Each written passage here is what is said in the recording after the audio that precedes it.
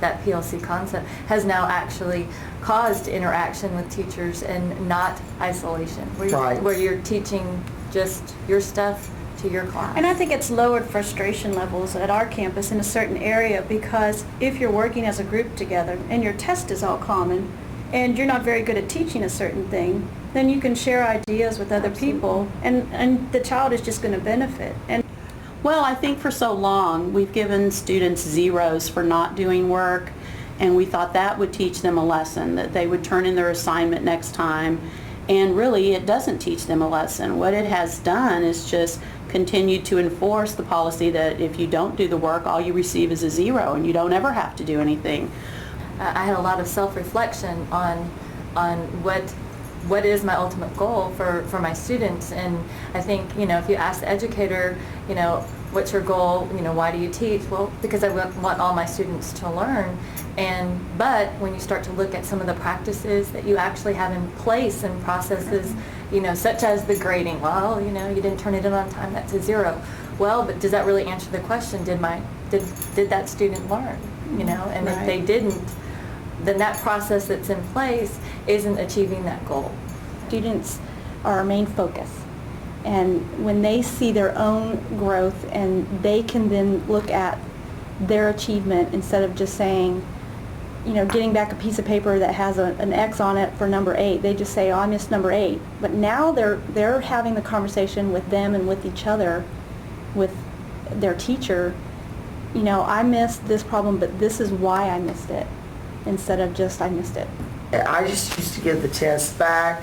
We'd go over the correct answers, and I'd file them and just say, if you didn't master it, here's when tutorials are.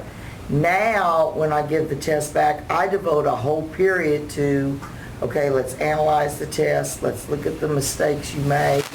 We have a form that we fill out, and they take responsibility for item number such and such. I missed because of this, and the answer should have been this. I think definitely the common planning and during the day for the teachers, which is, so that they have the time not only to team but to discuss, the assessments.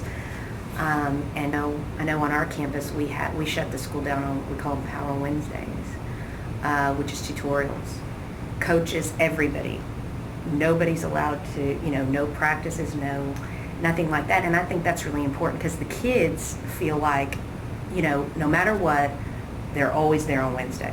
I think that a common planning period is a non-negotiable part of the PLC, and it needs to be during the school day. And one thing our administrators have done, I think, Amber, you said it was happening at your campus also, is that all the English teachers have a common planning period. We're all off 6th period, and our principals have kind of made it mandatory that they don't have any other things going on that day, like we won't have fire drills, or we won't have any ARDs or other meetings that take place on that day.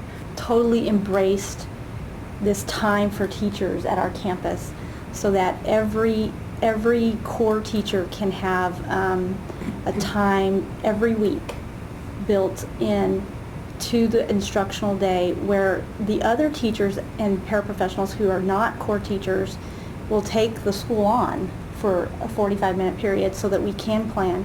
And then they have their own time built in. I mean, it has worked phenomenal. The district is going to have to give administrators time. It's not just teachers who need time. Administrators need time and space to work this out. The teachers also need to have from the administration that this isn't a gotcha situation or something to fear. It really does have to be a team. It can't be a dictated program.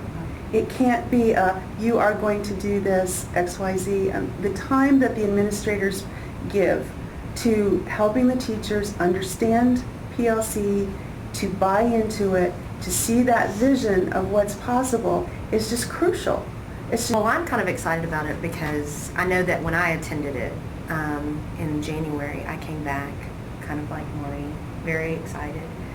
Just great presenters, and just so, passionate about this idea. And so I'm kind of excited, hopefully, that everybody else is going to get to see exactly what I see. Because they're passionate about the right things. Yeah. They're passionate about the things that matter to us and why we got into education in the first place. And they really put the priorities straight on what's important, why we do what we do, and what purpose it's supposed to serve. And so it's not like, it's not another bandwagon.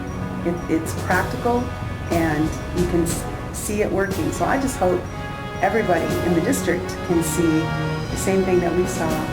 And Results. yeah, Right. When you actually go to the seminar itself, it just pulls you in more and really shows you what your campus can be like. And I think it's great that the whole district is going, because everyone will be kind of on more common ground then. I was excited. I was pumped. I was ready to jump right in and do everything differently.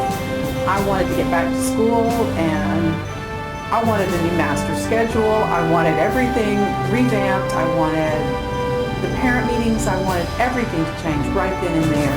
But knowing that the whole district now will be seeing this, that every teacher will be hopefully getting this same presentation that just really builds you up and gives you a wonderful excitement about doing everything in a different way and a better way. I think it will make it easier to make those little changes and even the big changes, because now everybody sees the importance of those changes.